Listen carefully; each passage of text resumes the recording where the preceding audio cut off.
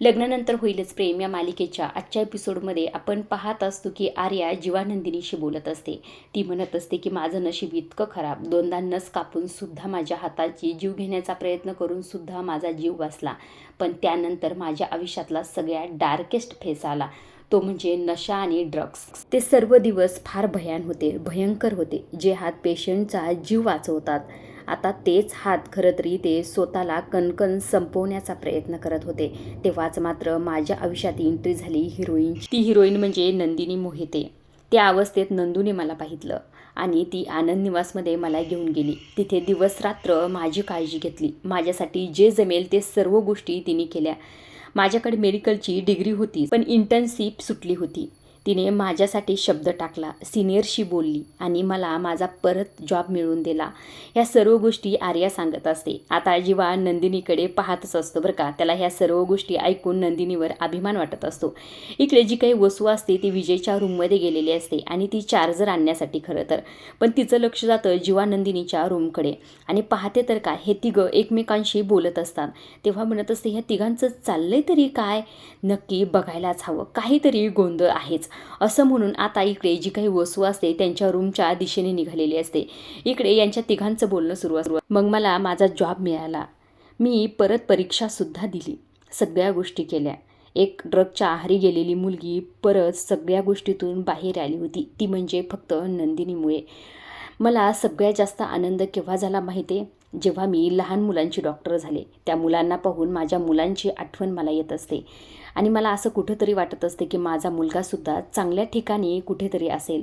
त्या मुलातच माझा मुलगा मी पाहते. मी बायकांची डिलिव्हरी करते, त्या खरं तरी ते मुलांनाच मी स्वतःचं मूल समजते. पण कधी कधी वाईटसुद्धा वाटतं, पण स्वतःला परत समजावते. आर्या हे सगळं काही बोलत असते. इकडे मात्र वसू त्यांचं बोलणं ऐकण्यासाठी तयारच असते. ती पायऱ्या चढत असते. इकडे आर्या जीवानंदिनीला बोलत असते, त्यामुळेच मित्र म्हणते तुमच्या बाळाची आई मला होऊ द्या. कुठेतरी माझं न जन्माला आलेलं बाळच मी जन्माला घालते असं मला वाटेल. त्यामुळे प्लीज मला तुमच्या बाळाची आई होऊ द्या, असेही ते आर्या जीवानंदिनीला रिक्वेस्ट करत असते. आता जी काही वसू असते, वसू मात्र कान देऊन ऐकण्याचा प्रयत्न करत असते, मात्र तिला एकही शब्द त्यांचा कळत नसतो. इकडे आर्या परत परत रिक्वेस्ट करत असते, प्लीज मला एक चान्स द्या, तुमची सरोगेट मदर होण्यासाठी मला प्लीज एक चान्स द्या, असंही ते आर्याचं बोलणं सुरू असतं. आता वसू कान देऊन ऐकत असते, तितक्यात खरं तर माननी आलेली असते. आता माननीने तिच्या खांद्यावर हात ठेवल्यामुळे आता वसू फार घाबरलेली असते. वळून पाहते तर काय, माननी. आता माननी म्हणत असते, काय चालले वसूताई तुमचं, जीवानंदिनीच्या रूमच्या बाहेर काय करताय तुम्ही. आता माननीचा आवाज इथे जीवा, नंदिनी आणि आर्याला गेलेला असतो, त्यामुळे तिघेही ते घाबरलेले असतात. आता इथे वसूला तर काय बोलावं कळतच नसतं. त्यावर माननी म्हणत असते, चोरून ऐकताय तुम्ही त्यांचं बोलणं. आता वसू म्हणत असते, अगं काय करतेस तू, इकडे 2 मिनटं, असं म्हणून माननीला जरा बाजूला नेते खोलीच्या आणि ते माननीला म्हणत, तुला सांगते माननी, आपल्या घरात ना काहीतरी मोठं शिस्त आहे बघ, हे तिघे खोलीमध्ये चोरून काहीतरी बोलतेत ग. अगं मी म्हणते ना तुला, काहीतरी नक्कीच आहे. मी मगाशी विजयरावच्या रूममध्ये चार्जर आणण्यासाठी गेली होते, तिथनं पॅशेसमधनं मी पाहितलं तुझा तो जीवा, नंदिनी आणि ती नाही का कोण, आयरा. त्यावरही ते माननी म्हणत असते, अहो ती आर्या आहे हो. त्यावर वसू म्हणत असते, हो ग बाई, ती तुझीच ती आर्या कोण आहे तीच. हे तिघेजण काहीतरी बोलतात अगं, कालसुद्धा तुला म्हटलं ना, हे कालसुद्धा तिघे काहीतरी बोलत होते, काहीतरी नक्कीच आहे बाई, असं म्हटल्यानंतर माननी म्हणत, वसूताई अहो सगळ्यांची डोके तुमच्यासारखे नाही चालत, ही आपलीच मुलं काय प्लॅनिंग करतील सांगा बरं, आणि कशाबद्दल कुणाच्या विरोधात करतील, काही काय बोलताय तुम्ही. काल अगदी जीवाला ओरडलात, पण तो बरोबर बोलत होता. डिटेक्टिव्हगिरी सुरू झाली. त्यावर वसू म्हणत असते, नाही ग माननी, असं काही नाही, मी ते तिघांना पाहितलंय ग बाई, माझ्या डोळ्यांनी पाहितलंय, विश्वास ठेव की माझ्यावर जरासा. त्यावर माननी म्हणत असते, अहो कसा विश्वास ठेवू सांगा बरं, जीवावरती कसा असेल, मी त्याला खाली किचनमध्ये कामाला लावलं, त्याला म्हटले मी जाऊ नको तर नाही जाणार तो. त्यावरही ते वसू म्हणत असते, अगं या भ्रमातून बाहेर ये, तुझं मुलं तुझं ऐकतात हे आता सोडून दे, माझ्यावर विश्वास ठेव थोडा तरी. माझ्यावर विश्वास नाही का, चल मी तुला दाखवते, असं म्हणून दोघी आता जीवानंदिनीच्या दरवाजापाशीच गेलेले असतात. वसू ते दरवाजा वाजवत असते. इकडे मात्र हे तिघेही घाबरलेले. तेव्हा खरं तरी ते नंदिनी म्हणत असते, आता वसू आत्या दरवाजा बाहेरच, आज त्या सिद्ध करूनच राहणार आणि राडा घालणारच. त्यावर जीवा म्हणतो, अगं तू शांत हो ना, पॅनिक कशाला होतीस असं म्हणून खिडकी उघडतो. आता नंदिनीला वाटतं असं हा उडी बिडी मारतो काय, त्यावर नंदिनी त्याला थांबवत असते. तेव्हा जीवा म्हणतो नाही बाबा उडी वगैरे नाही मारत, तुझा दरवाजा उघड पहिलं, काहीतरी करतो मी असं म्हणून आता ह्या दोघी दरवाजा उघडण्यासाठी गेलेले असतात. आता नंदिनी दरवाजा उघडते आणि दरवाजा उघडल्याबरोबर ह्या दोघी दरवाजासमोर असतात. आता लगेच वसू माननीचा हात धरते आणि आतमध्ये आणि माननीला म्हणत असते चल मी तुला दाखवते आहे का नाही बघतो, आतमध्येच आहे असं म्हणून माननीचा हात धरूनच घरात घेऊन येते. खोलीमध्ये घेऊन आल्यानंतर आता इकडनं जी काही आर्या असते ती म्हणत असते काय झालं वसू आत्या, त्यावर ते माननी म्हणते सांगा आता काय झालंय. तर वसू म्हणत असते काय झालंय जीवा कुठे, त्यावर ते नंदिनी म्हणत असते नाही जीवा कुठे, थांब मी बाथरूममध्ये बघूनच येते, आहे इथेच आहे तुम्ही बघितलं त्याला असं म्हणून बाथरूमकडे जात असते आणि बाथरूममध्ये पाहत तर जीवा नसतो. त्यामुळे परत वापस येते आणि म्हणत असते हा गेला तरी कुठं, सांग नंदिनी कुठे गेलाय. त्यावर नंदिनी अडकतच म्हणत असते नाही कुठे गेला नाही माहीत. त्यावर इकडनं आर्या म्हणत कोण जीवा का, नाही जीवा इथे कशाला येईल असं म्हटल्यानंतर आता इकडे वसू म्हणत असते अगं माननी खरंच माझ्या डोळ्यांनी त्याला पाहितलंय मी. त्यावर आर्या म्हणत असते बहुतेक ना तुमच्या चष्म्याचा नंबर वाढला असेल असं म्हटल्यानंतर लगेच वसू म्हणत असते तू गप्प बस ग, आणि माननीला म्हणत असते अगं मी खरंच बघितलं होतं ह्या खोलीत त्याला. त्यावर माननी म्हणत असते पण आता तो खरंच ह्या खोलीत नाहीये, मग आता काय करायचं, चला बरं तुम्ही इथून, चला खूप झालं तुमचं आता असं म्हणून घेऊन जात असते बरं का वसूला. मात्र वसूचं त्या खिडकीकडे लक्ष जातं. वसू म्हणत असते एक मिनिट, ही खिडकी मग अशी उघडी नव्हती ना, मग आता कसं काय उघडी, कोणी उघडली ही असं म्हटल्यानंतर माननी म्हणत असते अहो वसूताई बस करा, काय चाललंय तुमचं मगापासनं, चला बरं आता चला खाली, बस झालं तुमचं, आता मी तुमचं काही ऐकून घेणार नाही. मात्र वसू म्हणत असते नाही अगं माननी मी पाहितलं मगाशी ही खिडकी बंद होती, असं कसं होईल, माझ्या डोळ्यावर माझा विश्वास आहे ग, थांब मी बघतेच असं म्हणून खिडकीकडे येत असते. आता खिडकीत खरं तर जीवा उभा असतो बरं का, मात्र वसूचं अजिबात लक्ष नसतं. वसू मात्र खाली काव्याला पाहत असते. काव्या खरं तिथे हॉलमध्ये चाललेले असते. इकडे जीवाला टेन्शन आलेलं असतं. जीवा स्वतःच्याच मनाशी म्हणत असतो आता जर वसू आत्याने काव्याला आवाज दिला आणि काव्याने वरती पाहितलं तर काव्या मला पाहून जोरात वरडेल आणि सगळं भांडाफोड होईल असंही ते जीवा म्हणत असतो. इकडे जी काही वसू असते ती काव्याला आवाज देत असते, शुक शुक शुक शुक असं म्हणून देत असते. पण मात्र काव्याचं अजिबातच लक्ष नसतं, कारण की काव्याने कानात हेडफोन घातलेले असतात आणि तिच्या हातात मोबाईल असतो, ती काहीतरी ऐकत असावी. वसूचं बोलणं अजिबातच तिला ऐकायला येत नसतं. आता इकडे माननी जी असते ती माननी वसू त्यांना टाळ्या वाजूनच इकडे बोलून घेते. म्हणत असते बस झाला आता तुमचं, सगळ्या घरच्यांना तुम्ही जागं करताना आणि ते बोलून घेताना बरं का, उगाच आरडाओरडा करू नका, चला बरं आता बस झाला आता. त्यावर म्हणत असते अगं माननी मी खरंच त्याला पाहितलं होतं. त्यावर माननी म्हणते कुठे पाहितलं होतं, आहे का तो, नाही आता तो, पण बघितलं होतं ग मी असंही ते वसूचं बोलणं सुरू असतं. इकडे जेव्हा त्या खिडकीतून बाहेर आलेला असतो गॅलरी किंवा पॅसेजमधनं, तो आता त्याच्या रूमकडे येतो बरं का. इकडे यांचं बोलणं इकडे सुरूच असं म्हणत असते अगं मी खरंच बघितलं ग त्याला, इथे ह्या खोलीत बघितलं होतं मगाशी माननी. त्यावर माननी म्हणत असते काय चाललंय वसूताई तुमचं, बघितलं होतं कुठे सांगा, दिसतोय का तुम्हाला कुठे ते. आता यांचं बोलणं सुरू असतं. तितक्यात इकडनं जीवा आलेला असतो. जीवाला पाहितल्याबरोबर इकडनं वसूला तर टेन्शन आलेलं असतं, तू इथे कसं काय आलास, इकडनं दरवाजातून कसा आलास. त्यावर जीवा म्हणतो कसा आला म्हणजे, दरवाजातूनच येतो ना माणूस, का दुसरीकडनं कुठनं येतो असं म्हटल्यानंतर आता इथे माननी म्हणत असतं बघितलं ना, आला ना तो, कुठे होता जीवा सांग बरं तू असं म्हटल्यानंतर आता लगेच जीवा म्हणत असतो खरं तर मी घरातच होतो, मला एक कॉल आला, नेटवर्क नव्हतं म्हणून मी घराच्या बाहेर बोलण्यासाठी गेलो होतो, आणि 1 मिनिट आई, तू खरं तर मला खाली सगळ्यांना वाढायला लागलंस, हे सगळं करायला लावलंस, आणि तुमचं इकडं दुसरं सुरू आहे काहीतरी, माझ्या बाळाला बायकोला आणि ह्या पाहुणीला भूक लागली, चला ना बरं काय चाललंय तुमचं सगळ्यांचं हे असं म्हटल्यानंतर आता इथे वसूला तर फार टेन्शन आलेलं असतं. माननी म्हणते हो चला चला आर्या, खरं तर ना सॉर्या, हे सगळं काही तुला आमच्या घरात हे पाहायला भेटलं, खरंच सॉर्या, नको म्हणजे हे कसं तरी वाटतं ग. त्यावर आर्या म्हणते नाही तसं काही नाही, मला मज्जा आली बरं का. त्यावर इथे माननी म्हणत असे वसूताई हिला मज्जा आली बरं का असं म्हणून त्या तिघांनाही घेऊन जाते. आता इकडे आर्याचा राग मात्र वसूला फार आलेला असतं बरं का. वसू स्वतःच्याच मनाशी म्हणत असते मज्जा आली म्हणे, काय ना खरंच ही पोरगी मला अजिबातच आवडत नाही, पण जीवा इथेच होता आणि ही खिडकी सुद्धा नव्हती उघडी, काय चाललंय मला कळतच नाही, खरंच माझ्या डोळ्याचा नंबर वगैरे वाढलाय काय. त्यावर इकडनं आर्या येते धावतच आणि वसूच्या कानात म्हणते हो खरंच वाढलाय असं म्हणून परत वापस निघून गेलेले असते. वसू म्हणत असते मूर्ख कुठली. आता वसूचं मनातली मनात बोलणं सुरू, सगळं कसं झालं असेल. इकडनं काव्या खालनं वसूला पाहते आणि म्हणत असते वसू आत्या काय करताय तुम्ही वरती, अहो उडी बिडी मारण्याचा प्लॅन आहे काय. त्यावर वसू म्हणते नाही बाई काही बी कशी बोलतेस ग. त्यावर काव्या म्हणत असते अहो असं काही करू नका बरं का, आधीच त्या रम्याचा पाय मोडलाय आणि तुमचाही पाय मोडला तर घरभर लंगडीच खेळावं लागेल, तुम्हाला भूक लागले का, भूकच लागली असेल बहुतेक, या खाली चला जेवायला या असं म्हटल्यानंतर आता वसू खाली आलेली असते. इकडे दुसऱ्या बाजूला सगळेजण जेवायला बसलेले असतात.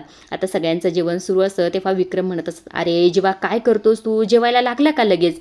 अरे काहीतरी विचार कर, आज बायकोचा वाढदिवस आहे, तिला काहीतरी गोड खाऊ घाल. असं म्हटल्यानंतर जीवा म्हणतो, हो हो माझ्या लक्षात होतं ते, मी तेच करणार होतो. असं म्हणून आता जीवा नंदिनीला एक घास चमच्याचा खाऊ घालत असतो. सगळ्यांनीच त्यांच्यासाठी टाळ्या वाजवलेल्या असतात. सगळेजण फार खुश असतात कारण की नंदिनीचा वाढदिवस असतो. आता हे सगळं काही पाहून मात्र आर्याला तिचे क्षण आठवत असतात. तिचा नवरासुद्धा तिच्यासाठी असं सेम करायचा, तिची काळजी घ्यायचा, ह्या सर्व गोष्टी तिला आठवत असतात. अक्षरशः तिला तंद्री लागलेली असते. आता आर्याकडे लक्ष असतं ते म्हणजे काव्याचं. काव्या म्हणत असते, काय झालं आर्या, कसली तंद्रीतस का तू?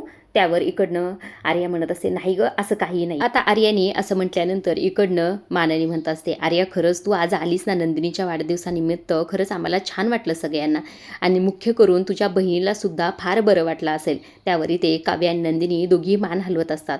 इकडनं जो काही पार्थ असतो तो म्हणत असतो, खरंच खरंच आम्हाला फार बरं वाटलं, कारण की आता पुन्हा एकदा घरचेच डॉक्टर झाले. आता नंदिनी आणि काव्याची आम्हाला काळजी करण्याची अजिबातच गरज नाही आहे. आता तुम्ही घरच्याच झालात बरं का आर्या. असं म्हटल्यानंतर इकडनं वसू म्हणत असते, घरच्या म्हणजे हिला काय स्वतःचं घर नाही काय ग आर्या? तुझं लग्न बिग्न झालंय का नाही? त्यावर आर्या म्हणत असते, हो माझं लग्न झालं होतं, द्रष्ट लागावं असा माझा संसार होता. त्यावर वसू म्हणत असते, होता म्हणजे काय म्हणायचंय तुला नेमकं? त्यावर आर्या म्हणत असते, काय ना एक अपघातामध्ये मी माझ्या 2 वर्षाच्या मुलाला, माझ्या नवऱ्याला आणि पोटातल्या 7 महिन्याच्या बाळाला गमावून बसले. असं म्हटल्यानंतर इकडनं वसू म्हणत, सॉरी हां खरंच वाईट वाटलं हे सगळं काही ऐकून, पण काय दैवाचा खेळ आहे ना, म्हणजे जी मुलगी दिवसभर इतक्या बाळांना हातवते तिच्याच पत्री बाळ. आता वसूच्या या बोलण्याचं खरं तर आर्याला वाईट वाटलेलं असतं. घरचे सगळेच वसूला म्हणत असे, हे सगळं काही बोलण्याची काय गरज होती, जरा शांत बसता येत नाही का? त्यावर जीवासुद्धा म्हणत असतो, वसवात्या एखाद्याला बोलण्याची ही कोणती पद्धत झाली? त्यावर आर्या म्हणत असे, जीवा शांत बस. त्यांचं खरं टेक्निकली बोलणं बरोबरच आहे ना, पण लेट मी करेक्ट हा वसवात्या. खरं तर माझं स्वतःचं जरी बाळ नसलं तरीसुद्धा दुसऱ्यांच्या बाळाला त्यांच्या आईसारखंच मी हाताळते, त्यांच्यावर स्वतःच्या बाळासारखी माया कर, मग ते बाळ दुसऱ्याचं असो किंवा काव्या नंदिनीचं असो. असं म्हणून नंदिनीकडे पाहत असते आणि नंदिनीला म्हणत असते, नंदिनी तू तुझं बाळ मला देशील का ग सांभाळायला? असं म्हटल्यानंतर आता नंदिनीला तो क्षण आठवतो. नंदिनी आर्याला म्हटलेली असते, आमच्यासाठी जे कोणी सरोगेट मदर व्हायला तयार आहे त्यांचे खरं तर आम्ही पाय धरायला सुद्धा तयार आहोत, सांगणार नेमकं कोण आहे? त्यावर आर्या म्हणत असते, पाय धरायची गरज नाही माझी, मिठी मारलं तरी चालेल. असं म्हटल्यानंतर जेव्हा नंदिनीला धक्का बसलेला असतो, आर्या म्हटलेली असते की तुमच्या बाळाची आई व्हायला मी तयार आहे, तुम्ही तयार आहात का? हे सगळं काही आठवतं. तेव्हा इथे नंदिनी सगळ्यांना म्हणत असते, हो का नाही, आमचं बाळ नक्कीच आम्ही तुला सांभाळायला देऊ. त्यावर इकडनं काव्यासुद्धा म्हणत असते, हो माझं सुद्धा बाळ तुला सांभाळायला. नेमकं कोणतं बाळ सांभाळायला देणार आहे आणि कसं देणार आहे हे घरच्यांना थोडंसुद्धा माहीत नसतं बरं का. इकडे नंदिनी म्हणत असते, आमचा तुझ्यावर पूर्ण विश्वास आहे, त्यामुळेच आमचं बाळ तुला नक्कीच आम्ही सांभाळायला देऊ. त्यावर जीवासुद्धा म्हणत असतो, हा माझासुद्धा विश्वास आहे. आता आर्या फार खुश असते. आर्या म्हणत असते, आता जीवाने नंदिनीचं गोडतोंड केलं, आता मी तुमच्या दोघांचं गोडतोंड करते. असं म्हणून उठत असते आणि दोघांनाही एक एक घास खाऊ घालत असते आणि दोघांनाही जवळ घेत असते. आता खरं तर ही आर्या सरोगेट मदर व्हायला तयार झालेली असते, पण हे सत्य जेव्हा समोर येईल आणि हे किती दिवस लपवतील हे पाहण्यासारखंच. आता हे सगळं काही यांचं सुरू असतं तेव्हा खरं तर इकडनं वसू खुन्नसवणी त्या आर्याकडे पाहत असते. खरं तर आर्या या वसूला अजिबातच आवडत नसते बरं का, पण मात्र यांचा पाठलाग वसू नक्कीच करणारा असेल आणि हे सत्यसुद्धा तिला वाटतं सगळ्यात आधी कळेल असं मला वाटतंय बरं का. आता हे सगळं काही झाल्यानंतर इकडे जी काही नंदिनी असते, नंदिनी मात्र इकडे सगळ्यांचे आभार मानत असते, कारण की तिचा वाढदिवस जो काही ते साजरे केलेला असतो, तिला जे काही सरप्राईज दिलेलं असतं, ह्या सर्व गोष्टीबद्दल सगळ्यांचे आभार मानत असते आणि ती सगळ्यांना माझ्या आयुष्यातला हा सगळ्यात बेस्ट बर्थडे होता. मला आता असं वाटतंय की सगळा माझा त्रास, सगळी दुःख संपलीत, आता फक्त माझ्या आयुष्यात सुख आणि सुखच येणार आहे. आता हसण्याला एक मला कारण मिळालेलं आहे. थँक्यू सो मच सगळ्यांचं, असंही ते नंदिनी म्हणत असते. आता स्पेशल थँक्यू खरं आर्यासाठी असतं, कारण की ती त्यांची सरोगेट मदर व्हायला तयार झालेली असते. इकडे दुसऱ्या बाजूला दाखवण्यात आलेला आहे आर्या, त्याचबरोबर नंदिनी आणि जीवा हॉस्पिटलमध्ये. इकडे आर्याचे आभार मानत असते. जीवासुद्धा म्हणत असतो, खरंच तू आमच्यासाठी देवासारखी धावून आलीस. त्यावर आर्या म्हणत असते, अरे काय रे देवासारखी वगैरे, हे कशाला म्हणायची गरज आहे, खरं तर मला एक कुटुंब मिळालं. तुम्हाला आनंदी ठेवण्याची आता माझी जिम्मेदारी आहे आणि मला पॅम्पर करायची, माझी काळजी करण्याची जिम्मेदारी आता तुमची आहे बरं का.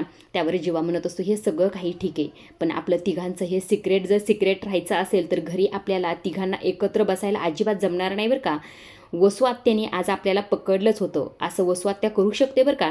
त्यावरही ते जी काही आर्या असते ती म्हणत असते, हो हे तर खरंच आहे, पण त्या दिवशी तू काय हिरोगिरी केलीस, खरंच भारीच केलंस. त्यावर इकडनं नंदिनी म्हणत असते, ते बसकर आर्या ह्यांचं कौतुक करणं, अगं असं कौतुक करत राहिलीस ना ते खिडकीतून उडी मारतील खाली. त्यावर जीवा म्हणतो, हो हे पण खरंच आहे की, आता दरवाजातून येणंच बंद, डायरेक्टच खिडकीतून उड्या मारायच्या.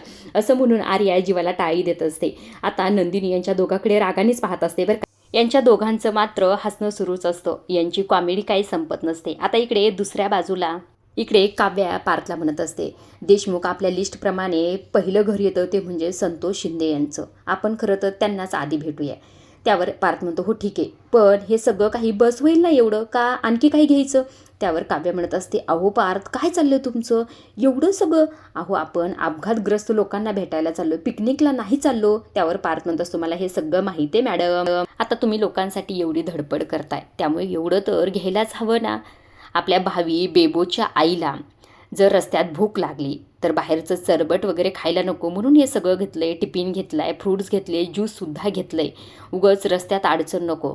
आता तुम्ही लोकांसाठी एवढी मेहनत करताय, मग ताकद तर आली पाहिजे ना, असंही ते पार्थ म्हणत असतं बरं का. तेव्हा काव्या म्हणत, देशमुख एक ही तो दिल है ओ कितनी बार जीतोगे, असंही ते काव्याने म्हटल्याबरोबर पार्थ म्हणत असतो, हर बार हा काव्या. आता काव्याने पारचं रोमॅन्टिक ते थोडंसं दाखवलेलं आहे. त्यावर काव्या म्हणत असते, बरं देशमुख चला आता आपला पहिला विटनेस म्हणजे संतोष शिंदे. आता संतोष शिंदेला उद्या भेटलेलं हे दाखवतील बरं का. आजच्या पुरतं एवढंच. पुढील भागात आपण पाहत असतो की नंदिनी म्हणत असते, आपण हे सगळं काही करतोय ते ठीक तर करतोय ना जीवा. त्यावर जीवा म्हणत असतो, आपण दोघे एकत्रत ना मग सगळंच ठीक होणार, मी तुझ्यासोबत आहे, तू अजिबातच काळजी करू नकोस, असंही ते जीवा नंदिनीला म्हणत असतो आणि तिला मिठी मारत. दुसऱ्या बाजूला हे तिघेही हॉस्पिटलमध्ये बसलेले असतात. समोर आर्या असते आणि त्याचबरोबर वकीलसुद्धा असतात. वकील म्हणत असतात, या करारानुसार जन्मजय विक्रम देशमुख आणि नंदिनी जन्मजय देशमुख यांची सरोगेट माता म्हणून गर्भधारणा करण्यासाठी आर्या सावंत यांची सहमती आहे, असं म्हणून आर्याच्या हातात पेपर देत असतात. आर्या साईन करणार असते, मात्र इथे साईन करताना तिचे हात थरथर कापत असतात. तुम्हाला काय वाटतं प्रेक्षकांना, ही आर्या खरंच या दोघांची सरोगेट मदर व्हायला फायनली तयार होईल का? हे खरं पाहायला इंटरेस्टिंग आहे. हे कमेंट करून नक्की सांगा तुम्हाला काय वाटतंय. आजच्या पुरतं एवढंच. अशा डेली मालिकेच्या अपडेट जर तुम्हाला जाणून घ्यायला आवडत असतील तर आपल्या चॅनलला जरूर सबस्क्राईब करा आणि तोपर्यंत पाहत राहा लग्नानंतर होईलच प्रेम. धन्यवाद.